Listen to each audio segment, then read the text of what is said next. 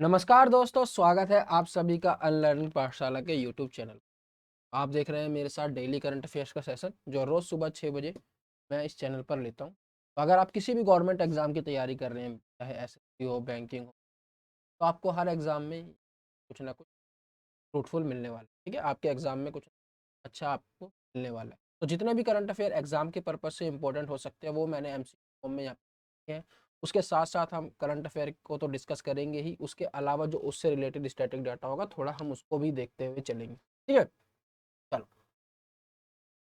ये मेरा WhatsApp number है। अगर आपको अपनी तैयारी में कोई भी प्रॉब्लम आ रही है तो आप मुझसे बेझिझक इस नंबर कर सकते हैं। मेरे साथ इंस्टाग्राम आईडी पे जुड़ सकते हैं, dpal2099। रोज़ शाम को 6 बजे एप्टीट्यूड का सेशन होता है। कल से मैंने आज से मैं स्टार्ट कर दूंगा। शाम को 6 बजे आपको मिलेगी, परसेंटेज की एक क्लास मिलेगी। के अंदर 25 क्वेश्चन डिस्कस करे हैं मैंने, और एक और परसेंटेज की क्लास लेके आऊँगा 25 उसमें। 50 क्वेश्चंस को करने के बाद आपको जो परसेंटेज से डर लगता है ना, वो डर आपका दूर भाग। ठीक है, मैंने बिल्कुल बेसिक से स्टार्ट करते हुए और हाई लेवल के, हाई नहीं मतलब जितने एग्जाम के पर्पज से इंपॉर्टेंट है उस लेवल तक के, और हर टाइप के क्वेश्चंस उन 50 क्वेश्चंस को कवर किए। अगर आपने ये वीडियो नहीं देखी है अभी, आज डाल दूंगा मैं इसको, तो 6 बजे आपको जुड़ना है और इस वीडियो को देखना है। ठीक है, उसका दूसरा पार्ट कल या परसों में लेकर आऊँगा मैं। रोज़ सुबह डेली 6 बजे करंट अफेयर्स का सेशन होता है, आपको पता है।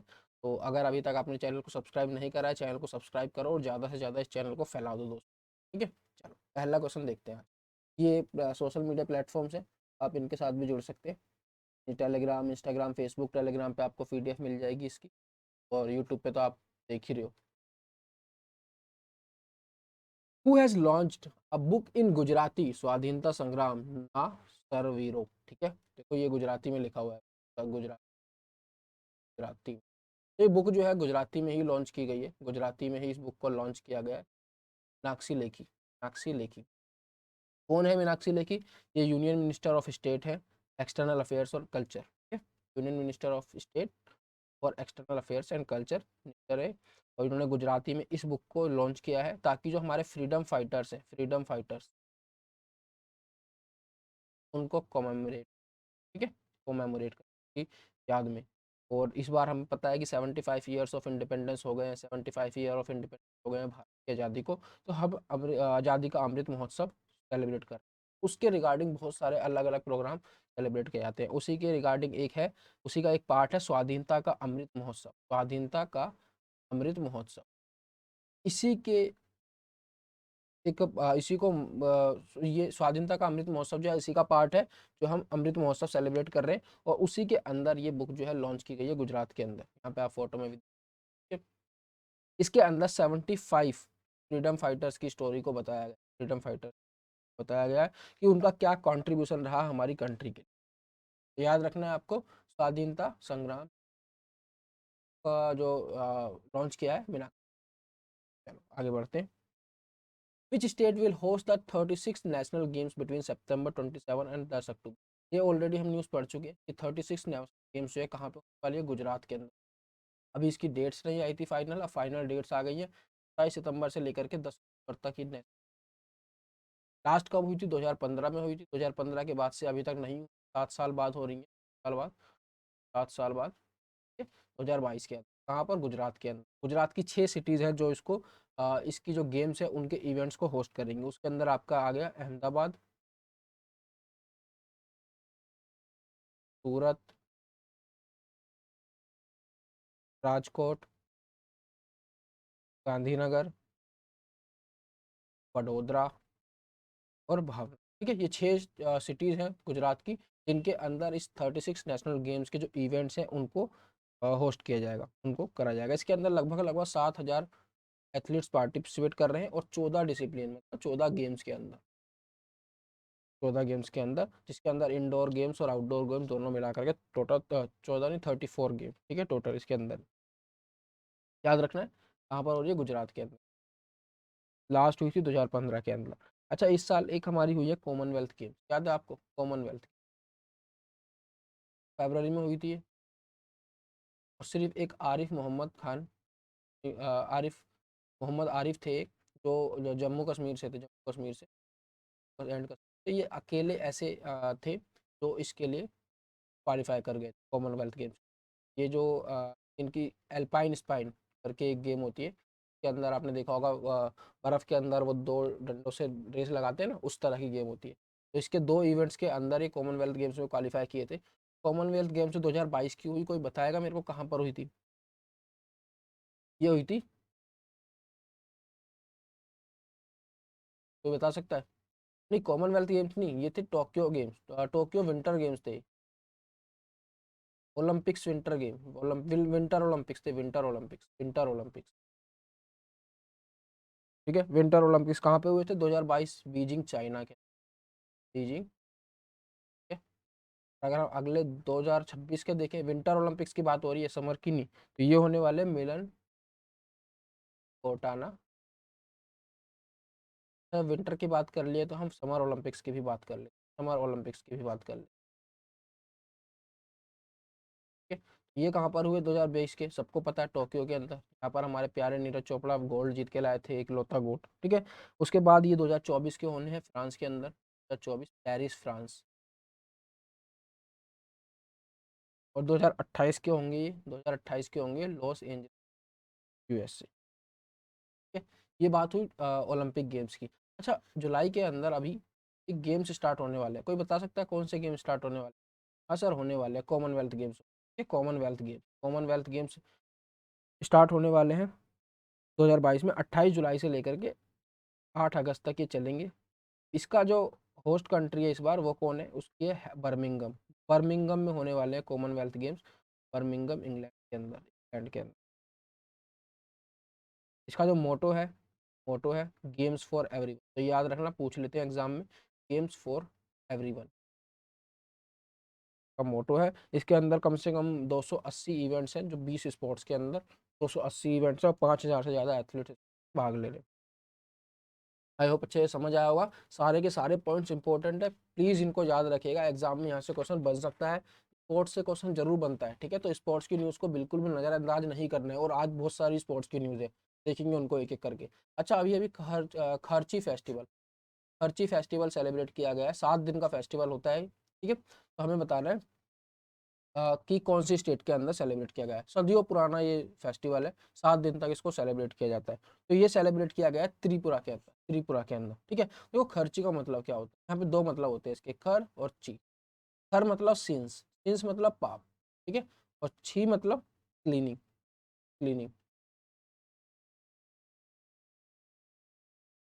पापों की सफाई। ठीक है, एक तरीके से पाप धुलना, जो हम बोलते हैं ना गंगा में नहाने से हमारे पाप धुल जाते हैं, तो वही चीज़ है एक तरीके से। इस फेस्टिवल से भी आपके पाप जो है वो खत्म होते हैं, ऐसा माना जाता है। तो त्रिपुरा में खर्ची फेस्टिवल को सेलिब्रेट किया जाता है। इसके अंदर 14 भगवानों की पूजा की जाती है, 14 भगवानों की इसके अंदर पूजा की जाती है। उसके अंदर शिव हो गए, दुर्गा, विष्णु, लक्ष्मी, गणेश, इस तरह से 14 भगवान हैं जिनको इसके अंदर पूजा जाता है। ठीक है, तो अगर हम त्रिपुरा के फेस्टिवल्स, बाकी और इंपॉर्टेंट फेस्टिवल्स की बात कर ले, तो एक होती है यहाँ पर गरिया पूजा, गरिया पूजा, त्रिपुरा की बात कर रहे हैं हम। यहाँ पर एक होती है आसो कास्तमी फेस्टिवल होता है, आसो कास्तमी festival.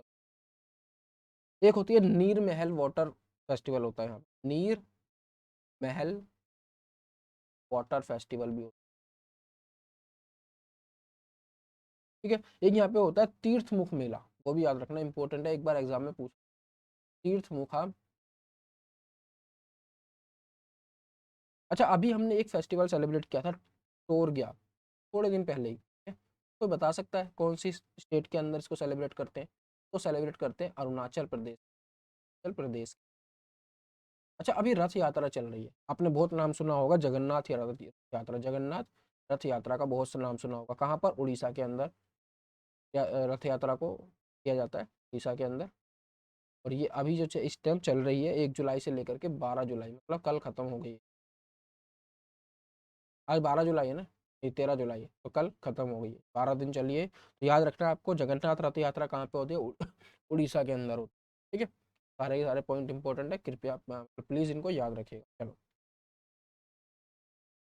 Who has been appointed as new deputy election commissioner, इसको अभी नया डिप्टी इलेक्शन कमिश्नर जो है नियुक्त किया गया है। तो याद रखना है यहाँ पे आर के गुप्ता, आर के गुप्ता को यहाँ पर न्यू डिप्टी इलेक्शन कमिश्नर बनाया गया, न्यू डिप्टी इलेक्शन है। पहले इस पोस्ट पे कौन थे? पहले यहाँ पे थे टी श्रीकांत, टी श्रीकांत, इनको इन्होंने रिप्लेस कर दिया। तो बाकी अगर 2 नाम्स की बात करें, यहाँ पे राजीव कुमार जो है चीफ इलेक्शन कमिश्नर है, चीफ इलेक्शन कमिश्नर, ठीक है, ऑफ इंडिया। और अगर अनूप पांडे की बात कर ले तो ये सिर्फ इलेक्शन। तो सारे के सारी पोस्ट जो है, सारे के सारे जो नाम लिखे हैं इलेक्शन कमीशन से ही रिलेटेड है। तो आर के गुप्ता जो होगा वो डेप्यूटी इलेक्शन कमिश्नर होगा, राजीव गुप्ता जो होगा वो चीफ इलेक्शन कमिश्नर होगा, और अनूप पांडे जो होगा वो हमारे इलेक्शन कमिश्नर। तो ये सारे नाम याद रखने। चलो आगे बढ़ते हैं। Which of the following has become the first state in the country to have 13 expressway. ये कौन सी स्टेट है हमारी देश की जिसके अंदर सबसे ज्यादा, मतलब पहली ऐसी कंट्री बन गई है जिसके अंदर 13 एक्सप्रेसवेज है, ठीक है। तो ये है हमारी उत्तर प्रदेश। उत्तर प्रदेश, योगी आदित्यनाथ, ठीक है। सब जानते हैं इनको अच्छे से काफी। चलो देखते हैं, उत्तर प्रदेश के अंदर जो है 13 एक्सप्रेसवे है, सबसे ज्यादा, ठीक है। पहली ऐसी स्टेट बन गई है जिसके अंदर से 6 जो है ऑपरेशनल है, और बाकी कितने बच गए? 13 में 6 गए 7। मैथ तो अच्छी है ना आपकी, कहा सकते हो ना, 13 में 6 गए बचे 7, ठीक है। तो 7 जो है अभी कंस्ट्रक्शन। 13 में से 6 भी नहीं घटा पा रहे क्या? 7 बचेंगे, ठीक है। चलो, इसकी जो टोटल लेंथ है, मतलब अगर हम सारे एक्सप्रेसवेज की बात करें, जितने भी उत्तर प्रदेश के अंदर 13 एक्सप्रेसवे हैं, इन 13 एक्सप्रेसवे की टोटल लेंथ की बात करें, अगर टोटल लेंथ की, ये है 3200 किलोमीटर, ठीक है, 3200 किलोमीटर। और 16 जुलाई को इसका, अभी 16 जुलाई को जो है यहाँ पे बुंदेलखंड एक्सप्रेस है, वो एक्सप्रेसवे है बुंदेलखंड एक्सप्रेस का इनॉग्रेशन करने जा रहे हैं 16 जुलाई को। याद रखना है बुंदेलखंड, ये क्या करेगा, दिल्ली को इससे बुंदेलखंड को डायरेक्ट दिल्ली और अदर स्टेट से जोड़ेगा। इसके अलावा जो कुछ एक्सप्रेसवे जिनका काम चल रहा है उनमें आता है आपका लखनऊ कानपुर, एक लखनऊ कानपुर, ठीक है। तो कुछ बड़े बड़े एक्सप्रेसवे हैं जिनका काम चल रहा है। एक गोरखपुर लिंक है, गोरखपुर लिंक, दिल्ली देहरादून हाईवे बन रहा है, एक दिल्ली देहरादून। तो ये कुछ इंपॉर्टेंट हाईवेज है जिनका अभी काम चल रहा है, बड़े बड़े हाईवेज है। एक गंगा एक्सप्रेसवे है 594 किलोमीटर का, गंगा एक्सप्रेस का भी इनॉग्रेशन, इसकी भी जो फाउंडेशन वो है रखी जा चुकी है प्राइम मिनिस्टर, ठीक है। चलो, हु हैज वन फार्मूला 1। देखो ये ग्रैंड प्रिक्स जो है आपको पता ही होगा कि कार रेसिंग है, बहुत होती रहती है, कभी कहीं की कहीं चलती ही रहती है। तो अभी जो है ऑस्ट्रियन ऑस्ट्रियन ग्रैंड प्रिक्स हुई है, तो हमें बताना है किसने जीती है। तो ये जीती है चार्ल्स लेक्लेर्क। इसके अंदर 3-4 नाम है वही जीतते रहते हैं, और सबसे ज्यादा तो मैक्स वर्स्टेपन जीतते हैं। अगर आप 2022 के अंदर देखोगे कम से कम 15 ग्रैंड प्रिक्स हो चुके हैं, उन 15 में से कम 9 तो मैक्स वर्स्टेपन जी हैं, ठीक है। तो इनका बहुत ज़्यादा नाम है, रेडबुल चलाते हैं, रेडबुल की गाड़ी चलाते हैं कार। और चार्ल्स लेक्लेर्क, इनकी बात करें तो ये फरारी फरारी की चलाते हैं। और इस वाली के अंदर ये इन्होंने जीती है, और यहाँ पे सेकंड नंबर पे कौन रहे हैं, यही रहे हैं, मैक्स वर्स्टेपन, ठीक है। मैक्स वर्स्टेपन सेकंड पे रहे हैं। और ये चार्ल्स लेक्लेर्क की अगर बात करें, जैसे मैंने बताया ना कि 3-4 नाम है यही जीतते रहते हैं, 2022 के अंदर इन्होंने तीसरी ग्रैंड प्रिक्स जीती है, थर्ड ग्रैंड प्रिक्स जीती है इन्होंने। तो ये भी याद रखना है। इसके अलावा इन्होंने जो 2 जीती हैं, पहली थी बहरीन ग्रैंड प्रिक्स, और एक थी ऑस्ट्रेलिया, ऑस्ट्रेलिया। दोनों की दोनों ग्रैंड प्रिक्स 2022 के अंदर हुई हैं, और ये दोनों भी इन्होंने जीती हैं, चार्ल्स लेक्लर्क ने, और ऑस्ट्रियन भी इन्होंने ही जीती, ठीक है। इसके अगर थोड़े दिन पहले की बात करें, थोड़े दिन पहले अभी ब्रिटिश ग्रैंड प्रिक्स हुई थी, ब्रिटिश ग्रैंड प्रिक्स, वो किसने किसने जीती थी? वो जीती थी कार्लोस सैंज ने, कार्लोस, ये भी फरारी चला, ठीक है, फरारी की तरफ। उससे पहले हुई थी कैनेडियन कैनेडियन ग्रैंड प्रिक्स, ये जीती मैक्स वर्स्टेपन ने। उससे पहले हुई अजेरबैजान अजेरबैजान ग्रैंड प्रिक्स, ये भी किसने जीती? मैक्स वर्स, ठीक है। इससे पहले हुई मोनाको, मोनाको, वो किसने जीती? सर्जियो, ये अलग नाम है, ठीक है, सर्जियो पेरेज, ये भी रेड बुल की तरफ से गाड़ी चलाते हैं। और उससे पहले हुई थी स्पेनिश स्पेनिश ग्रैंड प्रिक्स, ये भी किसने जीती? मैक्स वर्स। आप समझ सकते हो कि इनका नाम कितना ज़्यादा है। तो एग्जाम में कई बार वो इस तरह से भी क्वेश्चन पूछता है कि मैक्स वर्स्टेपन जो है वो कौन से खेल से बिलोंग करते हैं, ठीक है। या कार रेसिंग दे देंगे, 4 नाम दे देंगे, उसमें पूछ लेंगे कि इनमें से कौन सा कार रेसिंग से या ग्रैंड प्रिक्स से रिलेटेड है। तो इस तरह से भी क्वेश्चन पूछे जाते हैं। आपको हर तरह से तैयार, किसी भी तरह से एग्जामिनर घुमा फिरा के कैसे भी क्वेश्चन दे, आप उस चीज़ के लिए रेडी रहो, उस क्वेश्चन को अटेम्प्ट करने के लिए रेडी रहो, ठीक है। आई होप यहाँ तक अच्छे से समझ आया होगा। अगर वीडियो अच्छी लग रही है तो वीडियो को लाइक देना, लाइक कमेंट करते रहो, शेयर करते रहो। चलो देखते हैं who has one the Wimbledon women single title 2022। 2022 का विंबलडन आप सभी को पता है कि अभी भी विंबलडन खत्म। चार जो है आपके ग्रैंड स्लैम होते हैं, चार ग्रैंड स्लैम। पहला होता है ऑस्ट्रेलियन, ऑस्ट्रेलियन याद रखना बिल्कुल इसी क्रम में, मैंने कल भी बताया था, ये बिल्कुल रट जाने चाहिए अब तो। उसके बाद फ्रेंच, उसके बाद विंबलडन, उसके बाद आपका यूएस। चार ग्रैंड स्लैम होते हैं जिसके अंदर ये दोनों हार्ड कोर्ट पे खेले जाते हैं, ये क्ले कोर्ट पे खेले जाता है और ये आपका ग्रास कोर्ट पे खेला, ठीक है। तो याद रखना ग्रास कोर्ट पे खेला जाता है, ये इंपॉर्टेंट है, स्टैटिक पार्ट है, यहाँ से क्वेश्चन एग्जामिनर बना देता है। अब आते हैं इसके ऊपर कि विंबलडन का जो वुमेन का सिंगल का टाइटल है वो किसने, तो याद रखना वो जीता है एलिना, एलिना राइबाकिना ने। ये कहाँ से आती है, कजाकिस्तान की, हाँ ये कजाकिस्तान से है, कजाकिस्तान। तो इन्होंने किसको हराया है फाइनल में, इन्होंने हराया ओस जैबियर को, ओस जैबियर को इन्होंने फाइनल में हराया है। अच्छा ये बाकी दो नाम जो है ये भी आपको याद रखने हैं। मैंने बताया ना कि पहले ऑस्ट्रेलियन ओपन होता है साल में, फिर फ्रेंच ओपन, इसी क्रम में होते हैं, फिर विंबलडन, फिर यूएस। तो ऑस्ट्रेलियन ओपन और फ्रेंच ओपन ऑलरेडी हो चुके हैं, विंबलडन ओपन हो चुका है, यूएस ओपन आपका सितंबर के आसपास होगा। तो इनके जो ऑस्ट्रेलियन ओपन और फ्रेंच ओपन है इनके आपको विनर पता होने चाहिए। तो ऑस्ट्रेलियन ओपन की अगर बात करते हैं, ऑस्ट्रेलियन ओपन की अगर बात करते हैं वुमेन्स की कैटेगरी में, तो ये जीता था किसने, एस्ले बार्टी ने, एस्ले बार्टी ने, ठीक है। और अगर हम फ्रेंच ओपन की बात करते हैं, फ्रेंच ओपन की वुमेन्स कैटेगरी में जीता था ईगा स्वाइटेक ने, ठीक है। अच्छा अगर यहाँ पे मेंस की भी बात कर लें, मेंस की भी बात कर लें तो रफाल नडाल और ये भी रफाल नडाल। अब विंबलडन की बात हो रही है, विंबलडन की मैंने बताया यहाँ पे वुमेन्स में कौन जीता, एलिना राइबाकिना, एलिना राइबाकिना। और यहाँ पर अगर हम मेंस की बात कर ले तो यहाँ पर जीते हैं आपके कौन, नोवाक जोको, नोवाक जोको, ठीक है, नाम याद रखना, नोवाक जोकोविच और रफाल नडाल। यहाँ पर एस्ले बार्टी, ईगा स्वाइटेक और तीसरा एलेना राइबाकिना, ये वुमेन्स ने जीते और मेंस ने इन्होंने जीते। तो यहाँ पर इसको क्वेश्चन को आप काफ़ी बार कवर कर चुका हूँ, मतलब स्टैटिक डाटा ही कई बार बता चुका हूँ, ये भी कई बार बता चुका हूँ, ऑस्ट्रेलियन ओपन कौन जीता, फ्रेंच ओपन कौन जीता, तो ये तो याद होंगे ही ऑलरेडी, अब विंबलडन के भी याद कर लो। और अगर बाकी खिताब की बात करें इसके अंदर तो उसको भी देख लो, वो इतने इंपॉर्टेंट नहीं है एग्जाम के लिए। पर अगर थोड़ा बहुत आइडिया हो तो क्या पता अगर एग्जामिनर पूछ ले तो आप मार्क कर, ठीक है। मेंस डबल में कौन रहा है, मैथ्यू एबडन और निकोला मैक्टिक ये जीते हैं, ये रनर अप। और वुमेन्स डबल में ये हैं बारबोरा कोवा, अजीब से नाम होते हैं, और रनर अप ये रहे। और मिक्स डबल में ये, तो अगर आपको पढ़ना हो तो इसको पढ़ लेना, एक बार नज़र मार लेना, ताकि एग्जाम में अगर बाई चांस क्वेश्चन बनता भी है तो ऑप्शन देखकर आप बता सकते, पर मोस्टली इन्हीं में से क्वेश्चन ये आपको रट चुके हैं, ठीक है। देखो ये जो जिसको हराया है ओस जेबी, और कहाँ की है, ट्यूनीसिया की है, ट्यूनीसिया की, ठीक है। और हाँ अगर नोवाक नोवाक जोकोविच है, मैंने बताया ना आपको कि अभी जो विंबलडन का मेंस का टाइटल जीता है नोवाक जोकोविच ने जीता है, इसमें रनर अप कौन रहे हैं, रनर अप भी पूछ लेता है, निक क्यूरियोस है, ठीक है, ये ऑस्ट्रेलिया के सर्बिया के नोवाक जोकोविच। तो आई होप अच्छे से ये क्वेश्चन क्लियर होगा और सारे फैक्ट्स जो है इससे रिलेटेड वो अच्छे से माइंड में बैठ गए हो। आगे बात करते हैं, what is the name of the newest airline of India which has received the air operator certificate from the aviation regulator DC. तो अभी तक जो आपने राकेश झुनझुनवाला का नाम सुना, राकेश झुनझुनवाला, ठीक है, का बहुत बहुत ज़्यादा नाम है, इनको इंडिया का वॉरेन बफेट भी बोला जाता है, वॉरेन बफेट बोला जाता है। वॉरेन बफेट कौन है, वॉरेन बफेट शेयर मार्केट के बादशाह का इसके अंदर नाम चलता है, शेयर मार्केट से उन्होंने इतना पैसा कमाया है कि वर्ल्ड के टॉप टॉप जो रिचेस्ट पर्सन है उनके अंदर इनका नाम आता है, दूसरे तीसरे नंबर पे भी रहे हैं, ठीक है।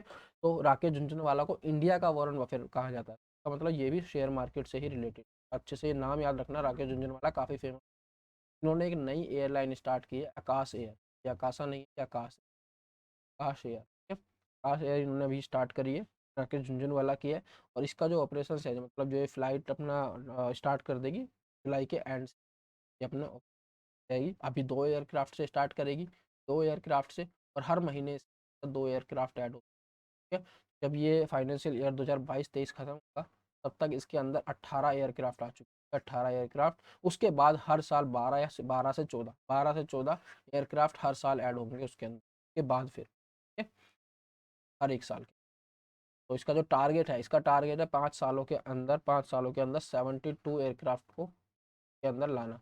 तो वो टारगेट कंप्लीट होगा, फिर ये हर साल 12 से 14 लेकर आएंगे। तरह से, ठीक है। ये पूरा का पूरा इनका प्लान है। अच्छा, बाकी एयरलाइंस की बात करते हैं। विस्तारा एयरलाइंस, ये टाटा सन्स की प्लस की पेरेंट कंपनी है, वो टाटा सन्स है। ये 51% से, ठीक है। और ये स्टार्ट हुई थी 2013। बात करते हैं एयर इंडिया की। एयर इंडिया जो है आपकी, ये इसकी एयर इंडिया, हाँ, एयर इंडिया की बात करते हैं तो ये जिसकी जो पेरेंट कंपनी है वो है air India limited. Air India limited, air India limited का हेडक्वार्टर केरल के अंदर है, केरल के अंदर है। इसकी शुरुआत हुई थी 2005, कब हुई थी? 2005 के। इसकी शुरुआत 2013 में हुई थी। टाटा सन्स इसकी पेरेंट कंपनी है। क्या बात करते हैं अलायंस एयर की। अलायंस एयर को पहले बोला जाता था air India, air India regional. ये जो है गवर्नमेंट की तरफ से स्टार्ट करी गई थी। इसका हेडक्वार्टर दिल्ली के अंदर है, दिल्ली के अंदर। तो ये गवर्नमेंट ऑफ इंडिया जो है वही इसकी सारे पॉइंट्स, इससे फैक्ट्स या स्टैटिक फैक्ट्स। चलो आगे बढ़ते हैं। Who has launched India's first ever intelligence artificial intelligence in defence symposium and exhibition at Vigyan Bhawan. अभी विज्ञान भवन दिल्ली के अंदर क्या है, एक आर्टिफिशियल इंटेलिजेंस डिफेंस के अंदर कैसे यूज हो रही है, उन सब चीज़ों से रिलेटेड एक एग्जीबिशन किया गया, ठीक है। मतलब डिफेंस में जो आर्टिफिशियल इंटेलिजेंस को यूज़ करके, जो टेक्नोलॉजी यूज़ करके जो डिफेंस से रिलेटेड इक्विपमेंट्स वगैरह बनाए जा रहे हैं, उन सब का एग्जीबिशन करने के लिए पहली बार ये हुआ है। ये लॉन्च किया है किसने? ये लॉन्च किया है राजनाथ सिंह ने। डिफेंस की बात हो रही है तो डिफेंस मिनिस्टर ही करेंगे ना। डिफेंस मिनिस्टर कौन है हमारे? राजनाथ सिंह। को लॉन्च किया कहाँ पर? विज्ञान भवन दिल्ली के अंदर। इसके अंदर क्या है? 75, 75, देखो हर जगह 75 की बात होती है। क्यों? क्योंकि इस बार हम 75th ईयर सेलिब्रेट कर रहे हैं अपनी इंडिपेंडेंस का। तो हम बोल रहे हैं आज़ादी का अमृत महोत्सव। हर जगह हम देख रहे हैं 75, 75, 75 की बात होती है। तो 75 नए AI बेस्ड प्रोडक्ट्स या टेक्नोलॉजी इस एग्जीबिशन के अंदर यहाँ पे उनका इनॉग्रेशन किया गया। बहुत बड़ा इवेंट रहा ये। इसके अंदर मैंने बताया ना 75 ऐसे AI डेवलप्ड प्रोडक्ट्स या ऐसी टेक्नोलॉजीज रिलेटेड प्रोडक्ट्स जिनकी एप्लीकेशन है डिफेंस के अंदर, ठीक है। उनको यहाँ पर दिखाया गया, लॉन्च किया गया, ताकि एक तरीके से वही है आज़ादी का जो अमृत महोत्सव चल रहा है उसी के सेलिब्रेशन के लिए, और जो आत्मनिर्भर भारत का जो इनिशिएटिव है उसको प्रमोट करने के लिए डिफेंस के अंदर। समझ आया? ठीक है। तो इन चीज़ों के लिए इसको सेलिब्रेट किया गया है। तो अच्छे से याद रखना है आपको। First India artificial intelligence exhibition कहाँ पर सेलिब्रेट किया गया, मतलब लॉन्च किया गया? विज्ञान भवन दिल्ली के अंदर, राजनाथ सिंह ने किया। इसके अंदर 75 ऐसे प्रोडक्ट्स दिखाए गए जो AI बेस्ड थे, AI बेस्ड टेक्नोलॉजी के ऊपर बेस्ड थे, और जिनका यूज था डिफेंस के अंदर, ठीक है। आई होप अच्छे से क्लियर होगा। याद रखना राजनाथ सिंह जो है हमारे कौन है? National payments corporation of India, national payments corporation NPCI, पहले इसी की बात कर लेते हैं, NPCI, ठीक है। इसकी शुरुआत की गई 2008 के अंदर। हेडक्वार्टर इसका है महाराष्ट्र के अंदर, महाराष्ट्र के अंदर। और इसके जो MD एंड CEO है, MD एंड CEO है, वो कौन है आपके? दिलीप SB, ठीक है, दिलीप SB। चलो बात करते हैं क्या बोल रहा है क्वेश्चन। इन्होंने NPCI ने कोलैबोरेशन किया है किस इंस्टीट्यूट के साथ? मास्टर डिग्री प्रोग्राम ऑफर करने के लिए, जो उसके डिजिटल उसके जो एम्प्लॉय हैं उनको, ठीक है। मतलब कि डिजिटल पेमेंट्स के अंदर मास्टर डिग्री ऑफर करने के लिए अपने एम्प्लॉयज़ को NPCI ने किस इंस्टीट्यूट के साथ जो है अभी एक कोलैबोरेशन। याद रखना, ये मैनेजमेंट की स्टडी है एक तरीके से। मास्टर डिग्री जो है मैनेजमेंट के अंदर है। तो NPCI अपने एम्प्लॉयज़ को मैनेजमेंट में मास्टर डिग्री दिलाने के लिए डिजिटल पेमेंट्स की फील्ड में इसको कोलैबोरेशन किया है उन्होंने। किसके साथ? Jamnalal Bajaj Institute of Management Study, Jamnalal Bajaj Institute of Management Study, इसके साथ पार्टनरशिप की है, ताकि वो अपने एम्प्लॉयज़ को मास्टर डिग्री प्रोवाइड करा सके मैनेजमेंट के अंदर डिजिटल पेमेंट्स में, ठीक है। और ये एक तरीके से इनका एक जो हायर एजुकेशन प्रोग्राम है इनका, learn while you earn, while you earn, इसके तहत इन्होंने इस कोलैबोरेशन को किया है। ये इनका एक हायर एजुकेशन प्रोग्राम है, इसको लॉन्च किया है। इसके अंदर 75% फीस तक, 75% तक फीस जो है NPCI देगा, और इसके अलावा अदर जो कोर्स आएंगे उनको देगा। इस कोर्स की ड्यूरेशन जो रहेगी, टाइम पीरियड जो रहेगा 3 साल रहेगा, 3 ईयर्स रहेगा, 3 ईयर्स, ठीक है। आई होप अच्छे से क्लियर होगा। NPCI ने कोलेब्रेशन किया है मास्टर डिग्री, याद रखना आपको, मैनेजमेंट के अंदर मास्टर डिग्री प्रोवाइड करने के लिए अपने एम्प्लॉयज़ को डिजिटल पेमेंट्स की फील्ड में, ठीक है। किस इंस्टीट्यूट के साथ किया? Jamnalal Bajaj Institute of Management Study, इतना याद रखना है, ठीक है। सारे के सारे आई होप अच्छे से क्लियर होंगे क्वेश्चंस। अगर कोई कुछ समझ नहीं आता है तो दोबारा से वीडियो को देखना, नोट्स बनाना अपने अच्छे से, नोट्स जरूर प्रिपेयर करना, ठीक है। जहाँ भी मतलब नोट्स इस तरह से प्रिपेयर नहीं करने कि जितना मैं फालतू की चीज़ें बताता हूँ वो भी लिखनी है आपको, सिंपल सिंपल जो चीज़ें हैं बस वो लिखो। जैसे यहाँ पर कि एनपीसीआई मास्टर डिग्री प्रोवाइड करेगा डिजिटल पेमेंट में एम्प्लॉयज़ को किस इंस्टीट्यूट के साथ, चामनालाल बजाज इंस्टीट्यूट, इतना इतनी लाइन लिखनी है बस। ये और बाकी चीज़ें नहीं कि 75% फीस देगा, 3 साल का ड्यूरेशन होगा, ये सब नहीं, ठीक है। इस तरह से याद रखना है। और ये जो स्टैटिक डाटा बताता हूँ ये भी लिखना है। तो अपने नोट्स जो है अच्छे से प्रिपेयर करो, उस पर एक बार रोज नज़र मार लिया करो, एक बार रोज, ठीक है। और फिर हफ्ते में जब संडे के दिन उस पर एक बार नज़र मार लिया करो, एक बार महीने में नज़र मार लिया करो। आपकी कमांड जो करंट अफेयर्स के ऊपर बन जाएगी ना, वो इतनी अच्छी बन जाएगी कि आप एग्जाम में कोई क्वेश्चन नहीं छोड़ के आओगे। और इसके साथ साथ आपकी स्टैटिक पार्ट पर भी अच्छी कमांड बन जाएगी। बस आपको रोज देखना है, नोट्स प्रिपेयर करने हैं, रोज 1 से 1.5 घंटा आप इसमें के अंदर लगाओ, बस इससे ज़्यादा इनफ नहीं लगाने की जरूरत। आधे घंटे की वीडियो होती है, नोट्स के साथ साथ बनाओगे तो 45-50 मिनट में खत्म हो जाएगी। उसको 10 मिनट रिवाइज करो, 1 घंटे में खत्म कर दो, ठीक है। ये हो गई करंट अफेयर की बात। इसके अलावा आप आधा घंटा और अपना स्टैटिक पार्ट वगैरह जो पढ़ते हैं ल्यूसेंट वगैरह से या कहीं से भी, आधा 1 घंटा उसमें दे सकते हैं। और 1.5 से 2 घंटे में आप जीएस पे अच्छी कमांड बना सकते हैं, अगर रोज इतना देंगे आप तो।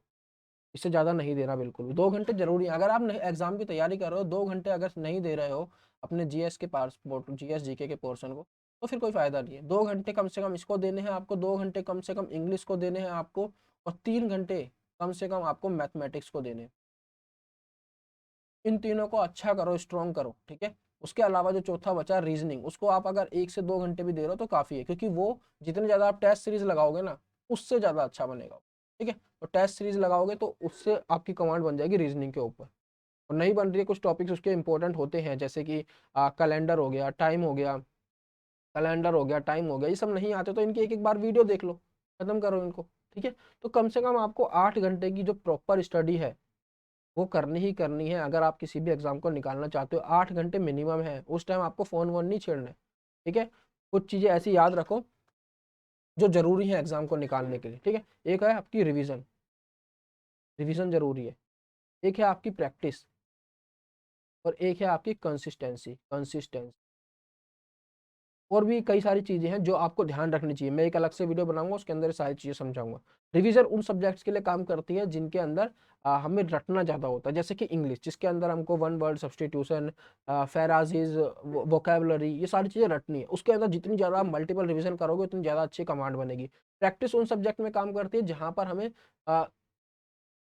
जो एप्लीकेशन वाले सब्जेक्ट्स होते हैं, जहाँ पे हमें अप्लाई करना पड़ता है, ठीक है। जैसे कि मैथ्स हो गया, मैथ्स के अंदर आपको यहाँ पे रिवीजन करने की ज़्यादा जरूरत नहीं है, यहाँ पे आपको प्रैक्टिस करने की जरूरत है। जो उसके अंदर थोड़े बहुत फॉर्मूलाज वगैरह होते हैं वो आपको प्रैक्टिस से अपने आप याद हो जाएंगे। और जो चीज़ प्रैक्टिस से याद हो जाती है वो चीज़ तो कभी भूल ही नहीं सकते आप, ठीक है। और तीसरा कंसिस्टेंट, ये नहीं कि आप एक दिन पढ़े एक दिन नहीं पढ़े, 2 दिन पढ़े एक दिन नहीं पढ़े, ऐसे नहीं करना है, ठीक है। चाहे आप 8 की जगह 6 घंटे पढ़ लो, 7 घंटे पढ़ लो, लेकिन पढ़ना रोज है, पढ़ना रोज है, ठीक है। ये कुछ ऐसी बातें हैं जो आपको पता, आपको ध्यान रखनी चाहिए। और इन चीज़ों को ध्यान रखोगे तभी आप कोई एग्जाम निकाल पाओगे। आजकल एग्जाम निकालना कोई बहुत आसान काम नहीं है, बहुत मुश्किल काम हो गया, कंपटीशन बढ़ गया, ठीक है। तो ये थी आज की क्लास। अगर आपको अच्छी लगी हो तो वीडियो को लाइक करना और शेयर करना। चैनल को सब्सक्राइब नहीं किया तो चैनल को सब्सक्राइब कर दो, नीचे लाल बटन है उसको दबा दो, ठीक है। कोई प्रॉब्लम आती है अपनी पढ़ाई के अंदर, इस नंबर है मुझसे कांटेक्ट करो। इस नंबर है मेरे से आप, ये तो नंबर नहीं है तो यूज़र आईडी है इंस्टाग्राम की, है ना। तो इंस्टाग्राम पे भी आप जुड़ सकते हो मेरे साथ, वहाँ पे भी मैसेज कर सकते हो, मैसेज का ऑप्शन तो वहाँ पे भी है। तो कोई भी प्रॉब्लम आए कैसे भी, तो बेझिझक मैसेज करना, मैं अपनी तरफ से पूरी कोशिश करूँगा कि आपकी हेल्प कर सकूँ और आपका सिलेक्शन हो जाए इस बार, ठीक है। छोड़ दो इस बार, सिलेक्शन लेके निकलो, ठीक है। चलो मिलते हैं शाम को। आज क्लास होने वाली है कौन सी, आज होगी परसेंटेज की पहली क्लास, क्लास 1, ठीक है। इसके अंदर मैंने 25 क्वेश्चन डिस्कस करूंगा, बहुत बेहतरीन क्वेश्चन होने वाले हैं। अगर आपको परसेंटेज का पी भी नहीं पता ना, बोलते हैं ना ABCD का ए भी नहीं पता, ठीक है, तो परसेंटेज का पी भी नहीं पता, मतलब कुछ नहीं आता, नील लो बिल्कुल, तो भी आपकी एक अंडरस्टैंडिंग बन जाएगी इन 25 क्वेश्चन को देखकर कि बिल्कुल कैसे परसेंटेज निकालते हैं, कैसे फ्रैक्शन को परसेंटेज में चेंज करते हैं, कैसे परसेंटेज को फ्रैक्शन में चेंज करते हैं। आई विल डिस्कस एवरीथिंग, ठीक है। तो घबराना नहीं है। अगर परसेंटेज में अच्छी कमांड है तो आप रिवीजन के तौर पे इस वीडियो को देख सकते हो। आपको देखना है कि सारे क्वेश्चन आप टाइम पर बना पा रहे हो नहीं, ठीक है। बना तो सभी लेते हैं अगर उसको थोड़ी बहुत भी नॉलेज है, लेकिन टाइम में बना पा रहे हो या नहीं वो इंपॉर्टेंट मैटर करता है, ठीक है। दूसरी चीज, अगर आप को बिल्कुल नहीं पता परसेंटेज क्या है, कैसे निकालते हैं, तो भी आप इस वीडियो को देखोगे तो आप एक लेवल की अंडरस्टैंडिंग बना पाओगे परसेंटेज। ठीक है, बहुत अच्छी तो मैं नहीं बोलूंगा, क्योंकि अगर आपने बिल्कुल स्टार्ट नहीं करा, बिल्कुल नहीं पता, लेकिन अगर आपको ऑलरेडी पता है तो आप अच्छी अंडरस्टैंडिंग आपकी है, तो आप अपनी प्रैक्टिस के लिए देख सकते हो और देख सकते हो कि आप कितने टाइम में कौन सा क्वेश्चन बना रहे हैं। एग्जाम में टाइमिंग बहुत मैटर। ठीक है, टाइमिंग टाइमिंग का ही खेल है सारा एग्जाम में। क्वेश्चन तो सब कर ही लेंगे। ठीक है, ऐसे ऐसे बच्चे भी हैं जिन्होंने कभी नहीं पढ़ा रीजनिंग के लिए, एप्टीट्यूड के लिए कभी अलग से प्रिपरेशन नहीं की। अगर आप उनको भी क्वेश्चन दोगे, खासकर इंजीनियरिंग के बच्चे, तो वो क्वेश्चन सारे सॉल्व कर देंगे, थोड़ा टाइम ले लेंगे, क्वेश्चन सारे सॉल्व कर देंगे। ठीक है, तो वही चीज़ है, ऐसे बच्चे बहुत हैं जो क्वेश्चन तो कर ही देंगे, बस मेन है कि कितने टाइम में कर पा रहे हो, ये सिलेक्शन डिसाइड करता है कि आप कितने टाइम में कर पा रहे हो। तो इन सारी चीज़ों को अपने शेड्यूल के अंदर इनकलकेट करो, एक हैबिट बनाओ इन सब चीज़ों की।